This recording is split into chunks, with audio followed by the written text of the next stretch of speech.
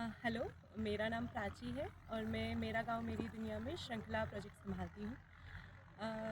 तो जब नागेश भैया से मेरी बात हुई थी कि हम एक वर्कशॉप करना चाह रहे हैं लाइवलीहुड पर, और प्रदीप जी हैं जो ये संभालते हैं, तो तब मेरे मन में बहुत सारे विचार आ रहे थे कि जिन यूथ के साथ हम काम करते हैं वो उनके लिए कैसे बेनिफिट करेगा और किस तरह से वो काम करने वाला है।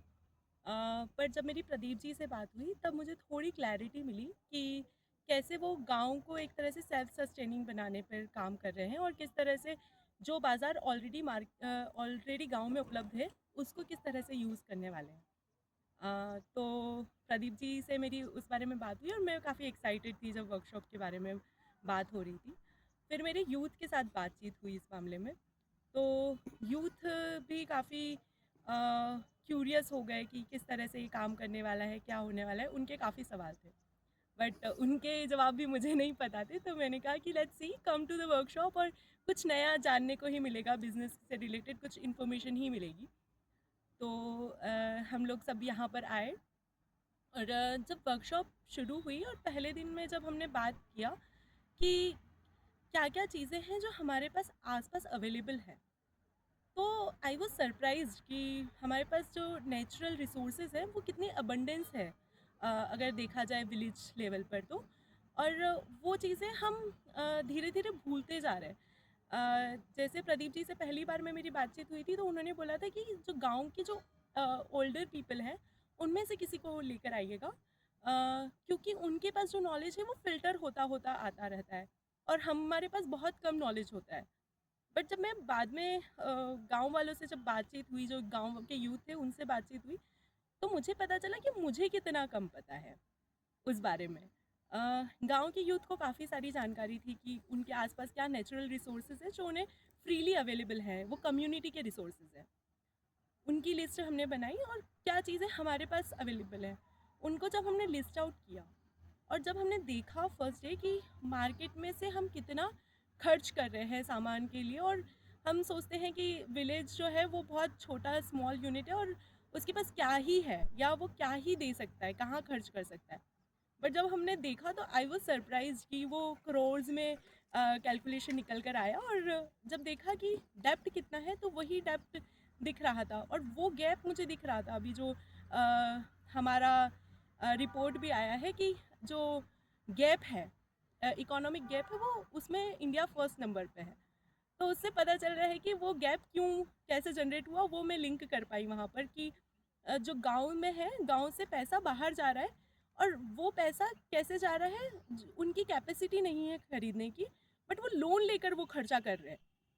तो कैसे उस गैप को फर्स्ट डे बहुत सारी चीज़ें निकल कर आई कि किस तरह से उस गैप को कम किया जा सकता है। बहुत सारे सवालों के साथ हमारा दिन ख़त्म हुआ। बट अगले दिन फिर हमने देखा कि कैसे वो जो हमने नेचुरल रिसोर्सेज जो हमारे आसपास हैं उनको हम यूज़ करके कैसे हमारी जो गैप है उसको ख़त्म कर सकते हैं। तो जो होल्स हैं उनको हम वापस, मतलब जो एक सर्कुलर इकोनॉमी है, तो हम गांव को कैसे सेल्फ सस्टेनिंग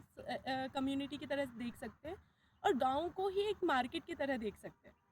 तो वहाँ से निकल कर आया कि हमें कहीं बाहर जाने की ज़रूरत नहीं है, और हमें बिज़नेस करना है तो हम गांव में रह के ही गांव की नीड्स को फुलफ़िल करके भी एक बिज़नेस कर सकते हैं, और वो भी हम एक सक्सेसफुल बिज़नेस रन कर सकते हैं। हमने देखा कि कैसे हमारी स्किल सेट जो हम नहीं देख पाते, वो यूथ देख पाए कि उनकी स्किल सेट क्या है और वो क्या कर सकते हैं। फर्स्ट जगह आए थे तो उन्हें पता लगा था कि हमारे पास तो कुछ भी नहीं है बिजनेस शुरू करने के लिए, लेकिन जब उन्होंने धीरे धीरे देखा तो उन्हें पता चला कि they have a lot of thing, बस the thing that is missing is the whole picture,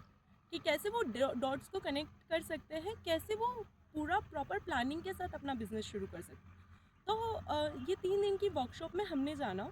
कि कैसे स्क्रैच से, from idea to raw material, to how to plan and do business, और इवन एडवर्टाइजिंग ऑल्सो, मार्केटिंग कैसे कर सकते हैं। तो मुझे लगता है कि ये एक पूरा होल प्रोजेक्ट, लाइक 3 दिन का वर्कशॉप जो है वो एक तरह से एक होलसम एक ओवरव्यू देता है कि कैसे एक बिजनेस खड़ा किया जा सकता है गांव में रहकर मिनिमम रिसोर्सेज के साथ। उसमें आपको बहुत ज़्यादा इन्वेस्टमेंट की ज़रूरत नहीं है। तो मुझे लगता है कि ये जो वर्कशॉप है वो एमजीएमटी के लिए काफ़ी बेनिफिट करी है, क्योंकि जो हमारा जो बोल सकते हैं विज़न है कि गांव के लोग कैसे गांव में आकर